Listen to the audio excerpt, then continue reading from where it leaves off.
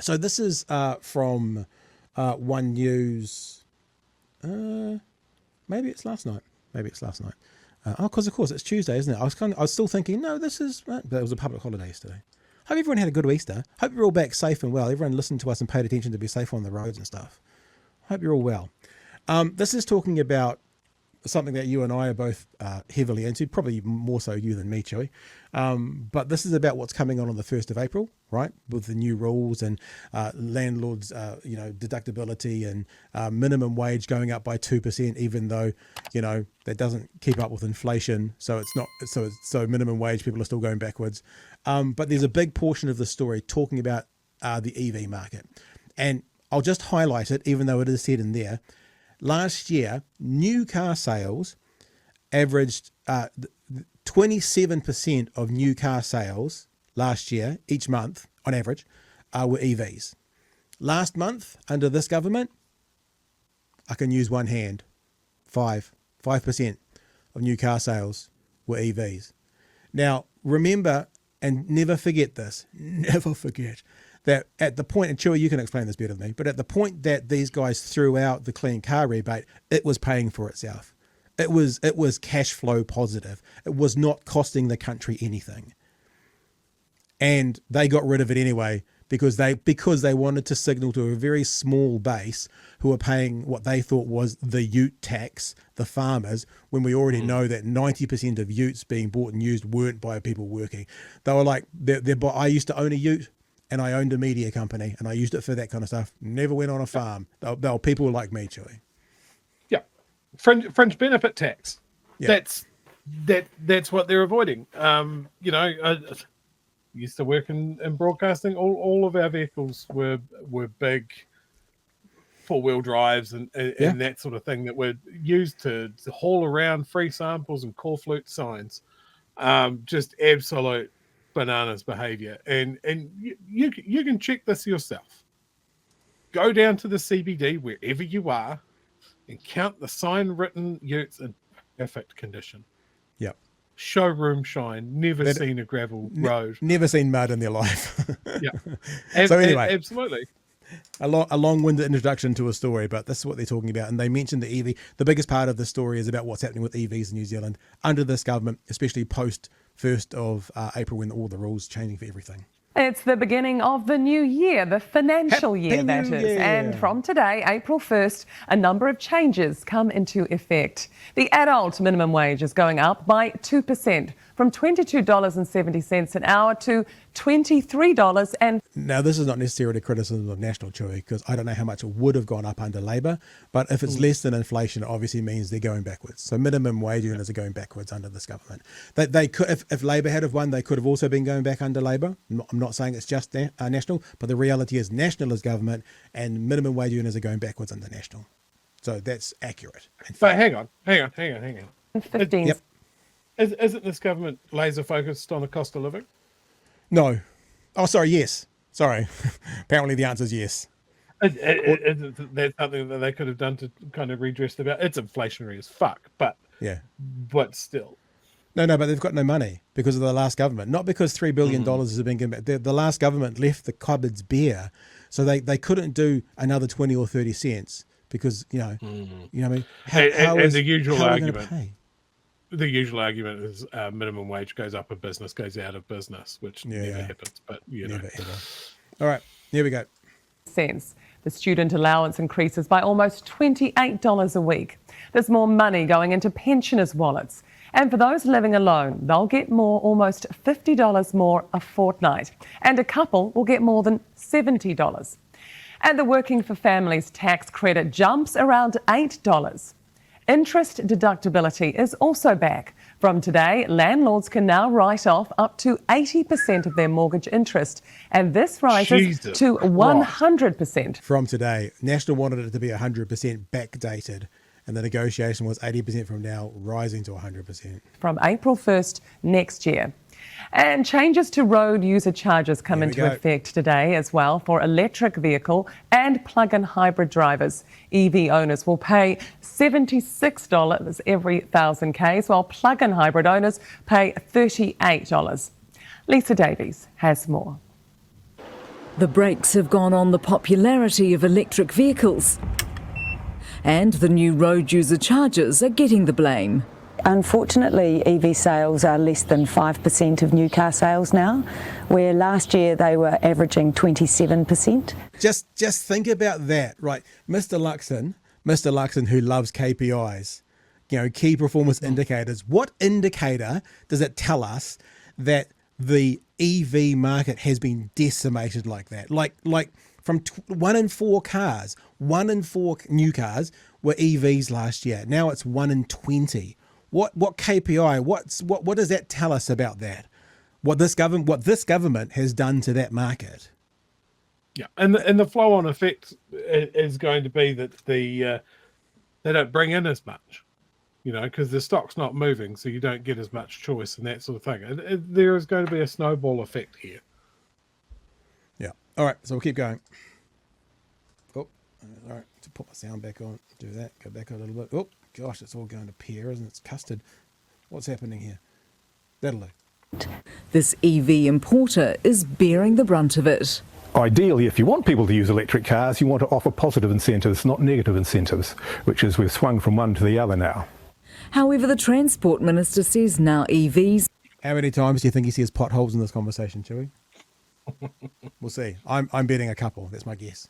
...make up 2% of all light vehicles. The exemption needed to be lifted. To ensure that all road users contribute towards building and maintaining the roads, fewer potholes, better roads, everyone's got to pay their fair share.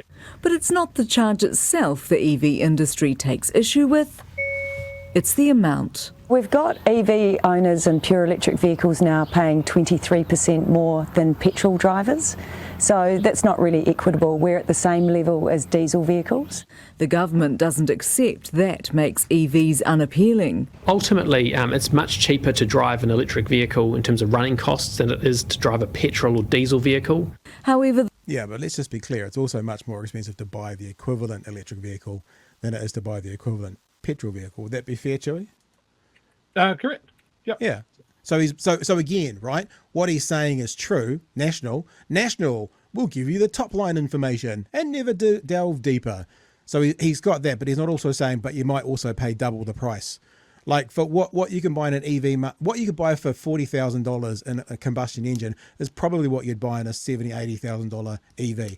What you can buy in an $80,000 combustion engine is probably what you're getting at $120,000 or $150,000 as an EV. The standard of car, the standard of trim, that sort of thing as well. So again, National identifying a truth, but leaving out the what to say around it to bring the context to it as well. Yes, they're cheaper to run, but they're also twice as much to buy. Now they are. They might not have been when Labor was in, but they are now, Chewie. Yeah, I've seen a lot of people go when the sales case for EVs is that you're paying for your transport costs up front, right? So yeah, they do cost more, but you save money in ongoing petrol and maintenance costs and all of this sort of stuff. So he's just saying, oh, they're still appealing. No, and it's also just such shallow thinking. He's not thinking about energy resilience. He's not thinking about climate targets and environmental benefits. He's not talking about social benefits as well. Like less emissions in the year is great for people's lungs. Yep. And just not being around those carcinogens of being near a transport corridor or something like that. Like there's so many flow-on effects. And I take issue with this constant point where they go that everybody needs to pay their fair share for roading. I am in so many New Zealand EV groups and not a single person is saying that we shouldn't pay road user charges. They're saying the numbers are wrong. Yeah. The sums that they have used to work out this is not fair. So I got a letter last week just reminding me that it starts this way. And it says every road user needs to pay their fair share. Now you're suggesting to me that the system is fair, and we know that it's not. Yeah. So I mean, if they came and what would that be? Say take a third off 75. So if it was $50 for EVs per 1,000, that would be about the right number, give or take $55 per 1,000 Ks. And then are you saying amongst the groups you're at, no one would then have a complaint? There's always complainers, but Yeah. that seemed to be pretty much what people that submitted on were saying. Yep. That you could just basically halve that number for both EVs and plug-in hybrids. And there was a strong argument for going, if the overall aim is to have all passenger vehicles on a road user charge, why not do the work and just do that rather than have this half and half sort of thing? Because I think if it gets to the stage of petrol powered passenger cars having to pay this road user charge, they will be furious. So yeah, maybe do that work, get that right. This business has been forced to stop importing. It clearly is proving a disincentive for the uptake of EVs. Now the market has gone into reverse. It's disappointing because it's going to have a massive, financial and social and environmental cost to the country. In the big picture, it simply means more emissions. With fewer electric vehicles on our roads. Lisa Davies, One News. All right, there we go. I'm back. You saw my subtle hand waving there like Kermit the Frog. Yeah. I mean, this whole road user charge thing is laughably fucked. So, I mean, one of the things, right, is Can I ask a question? Yes, sir. Yeah. Sorry, because I went into a coughing fit, so I couldn't ask before. Just for clarity for me and for others. So you're saying if we remove it from everybody, basically petrol drops by whatever the litre is of road user charges, and then they pay it separately like EVs do and diesels do, and petrol's cheaper. That's basically what you're saying? Yeah, you remove the fuel excise cost and you put the road user charges on every vehicle to reflect their damage to the roads. And, basically if your vehicle's under, I think it's 3.5 tons, you do negligible damage to the roads anyway. It increases by an order of magnitude the heavier the car gets. Right. They've stated that that's the overall goal. And the EVs are just the first cab off the rank to where the changes. Like other things that piss me off about this, right, is it's supposed to start yesterday. You are required to have road user charges from yesterday.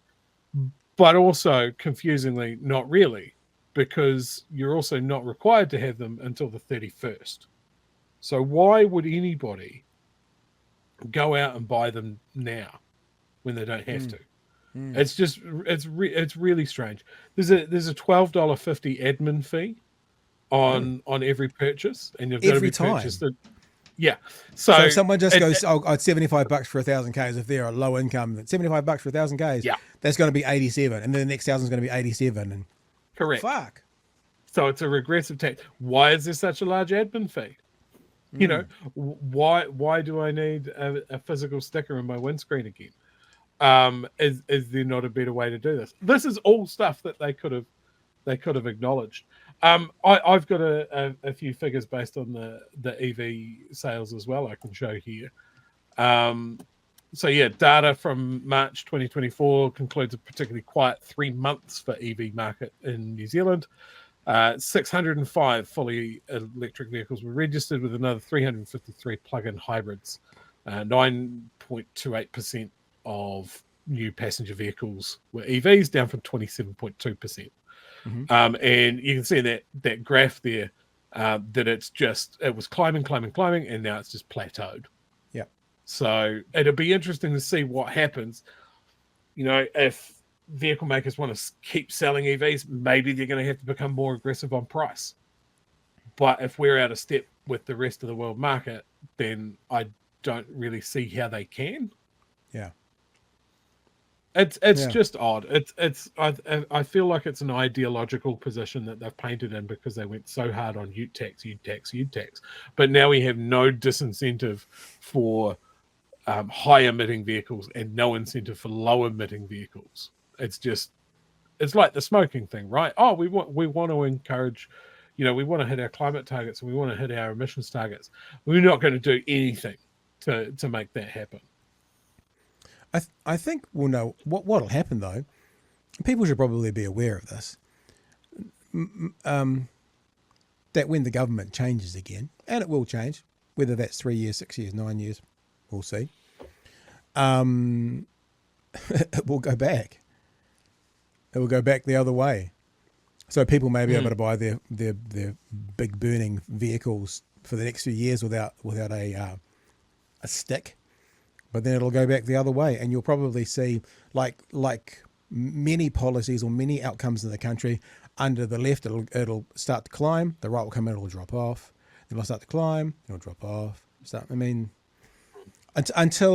Until they get basically forced into this particular area when you can only buy new electric cars. I think in the UK, don't they say by 2030 only new cars will be sold that are EVs? Yeah, you'll only be allowed to buy EVs. It's going to happen because so much follows the EU, right? If you're a big car manufacturer and you want to sell cars in the EU, you are going to have those electric options available. Yeah, China, as an example, has gone bloody all in on EVs. Yeah. And America is kind of dragging the chain. So if you're going to keep making petrol cars, then your market is going to be North America, and that's about it.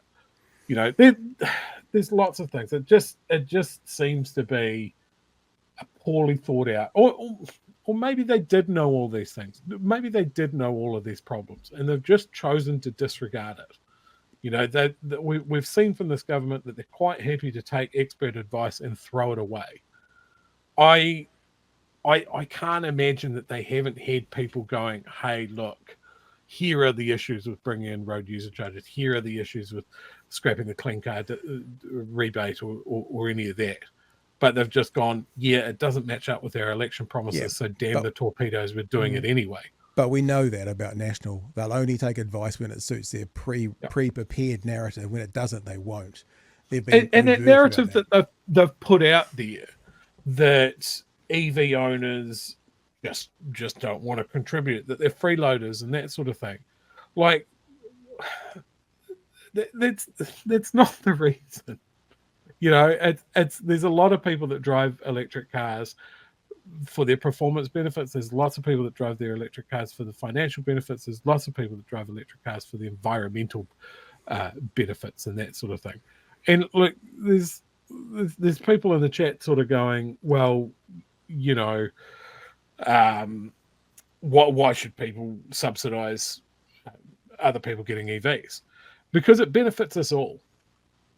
When there's such clear evidence about the negative effects of carcinogens in the air, pollutants in the air, climate change obligations and that sort of thing, we need to change. We need to change. Things can't stay the same. Things have got better. Like, a lot of cars are a lot more efficient than they ever used to be.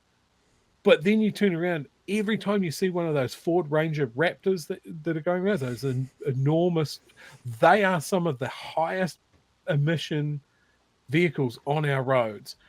And they're so desirable for people.